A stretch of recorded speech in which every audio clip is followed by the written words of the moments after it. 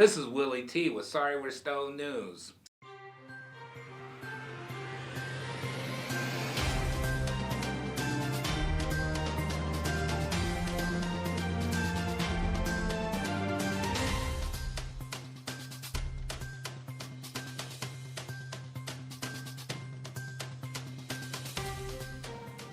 Good morning. Thank you for tuning in to Sorry We're Stone. We're bringing you the Stone News every week, so make sure to hit that subscribe button and that follow button. In today's news, we have a story coming in that says COVID-19 inflammation may be helped with cannabis. Researchers at the University of Nebraska and the Texas Biomedical Research Center are suggesting using cannabis and CBD to help with inflammation when it comes to COVID-19.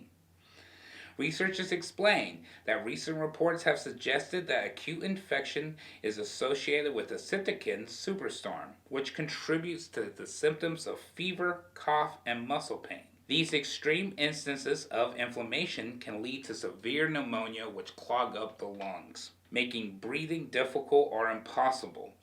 So one of the important strategies that scientists are studying against the fight of COVID-19 is reducing that inflammation. And as you know, cannabis, THC, reduces inflammation. While this isn't a suggestion that cannabis can cure or treat COVID-19, it is a suggestion that it can help with inflammation and the anxiety of catching COVID-19.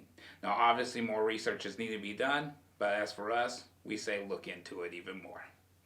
In other news, we take it to the Deep South.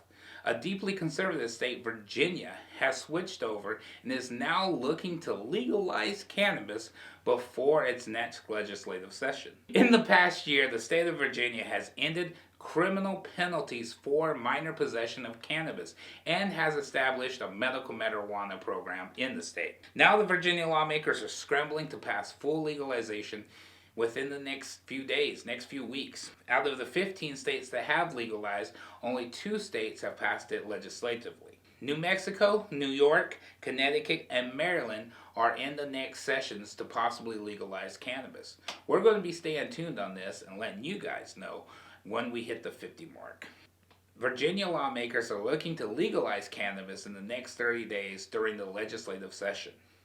Northam's proposal would legalize marijuana for adults 21 and up and set up a regulated market and automatically expunge marijuana-related offenses within its citizens. In other news, let's check out the other end of the spectrum, Idaho. Recently in Idaho, the Senate passed an anti-marijuana constitutional amendment by 1 vote. The constitutional amendment looks at stopping any petitions to legalize cannabis in that state.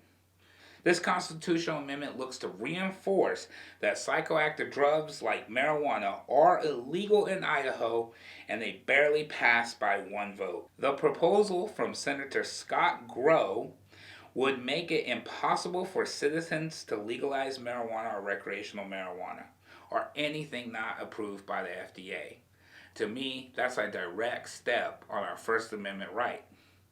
Senator Jane Ward Eagleking voted against the proposed amendment, saying, "I do not want to take even a small ray of hope or a small amount of relief away from anyone." One of those people is Sergeant Jeremy Kitzhaber. The sergeant was a proud Idahoan and served 22 years in the Air Force. In that 22 years, he received Beyond the Call awards and is very distinguished. He's calling for legalization. Let's see what he has to say. Hi, I'm Jeremy Kitzhaber, United States Air Force retired Senior Master Sergeant. I've got stage 4 terminal cancer, and I'm here to talk to you about an important issue that doesn't just affect me, but affects many Idahoans. I have served in the Air Force for 22 years. During that time, I was exposed to radiation and other biological and chemical hazards. And shortly after I retired, I found out that I was stage 4 pseudomyxoma peritonei cancer. The cancer was linked to my exposure to radiation when I was told it was not as hazardous as it turned out to be. And so I underwent cytoreductive HIPEC surgery. I had my organs lifted from me. I had cancer stripped from my diaphragm clear down to my pelvis. I had interbelly chemo, and I had been put back together, and I took a long time to recover.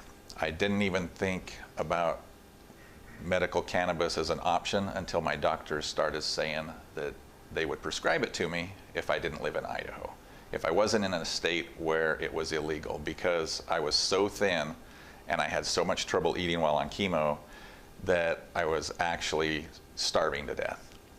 And with other means, it took a long time. It was brutally painful, but I did gain my weight back, only to fail chemo and have the cancer come back, where I needed a second surgery.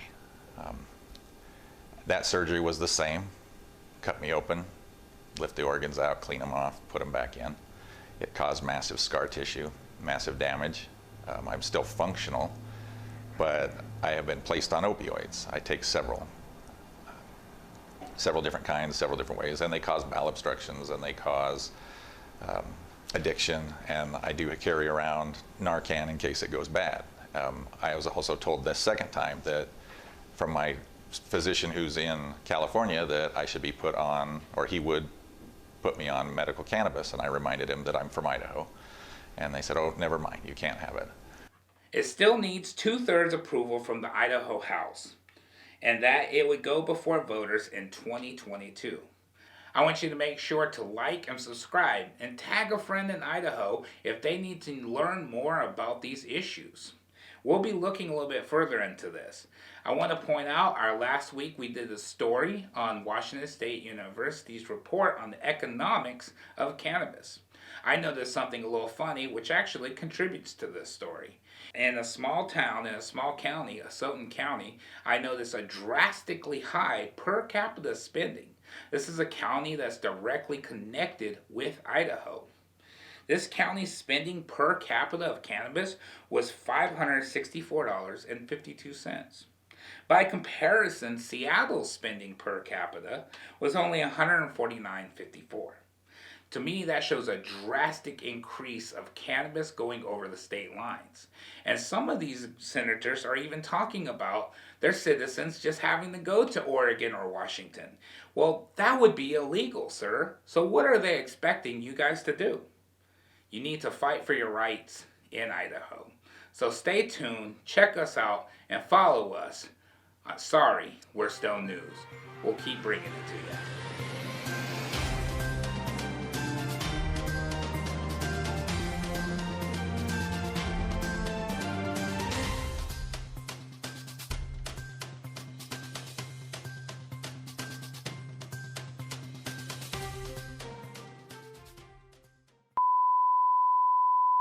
Cannabis in that state. No. No, sorry. Oh. I was just saying I can't fucking believe that. I can't fucking believe that either. Like, there's a fucking blooper right there. We're both shaking our heads like, we can't believe this. Okay. New Mexico, New York, Connecticut, and... Connecticut. New Mexico... Louis, can you believe that, man? They want to... I mean, that's how we legalized, with petitions.